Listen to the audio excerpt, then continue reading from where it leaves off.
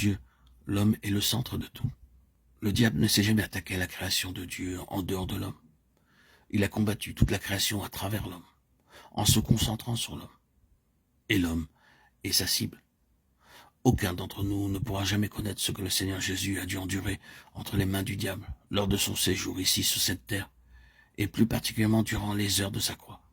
Si vous et moi avions déjà connu, et dans une certaine mesure, nous avons expérimenté ce qui a été souvent pour nous au-delà du supportable, ce que sont la fureur, la haine et la méchanceté du diable, la cruauté, la ruse et l'iniquité de Satan n'ont pas atteint à notre égard la moindre once de ce que le Fils de l'homme a dû affronter entre les mains de Satan, spécialement à la croix.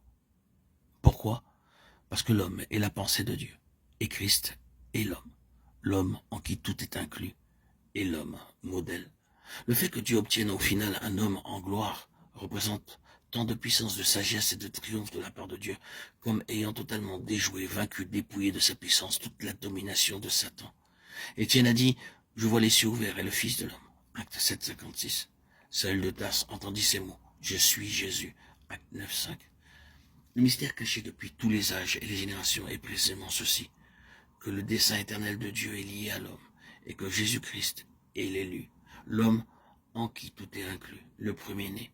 Quand nous avons dit tout cela, nous n'avons rien dit et nous n'avons rien vu.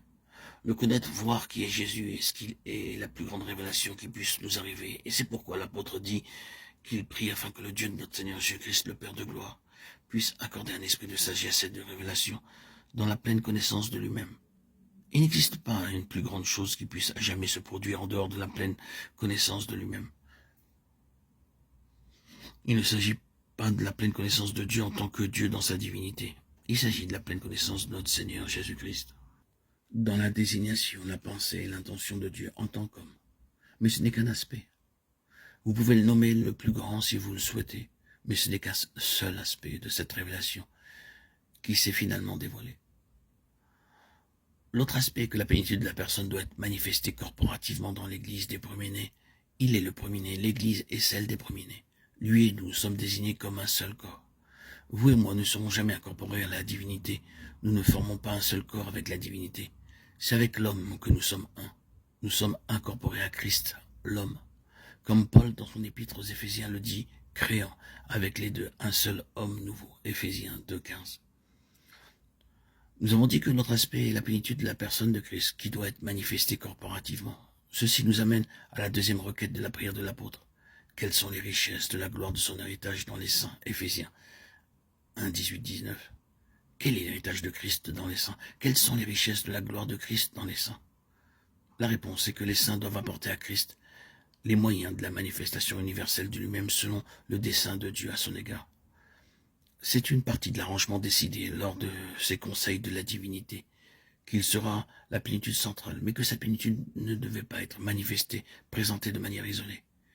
Il n'y aurait aucune finalité en cela, car il aurait pu l'accomplir dans la divinité sans recourir à l'incarnation. Il aurait pu posséder la plénitude de cette manière. Et c'est ce que la lettre aux Philippiens dit. Il était égal avec Dieu, et il avait toute la plénitude, mais il s'en est dépouillé lui-même. Pourquoi? Afin que d'autres puissent être amenés dans la plénitude, qu'ils puissent ne pas tout garder pour lui-même.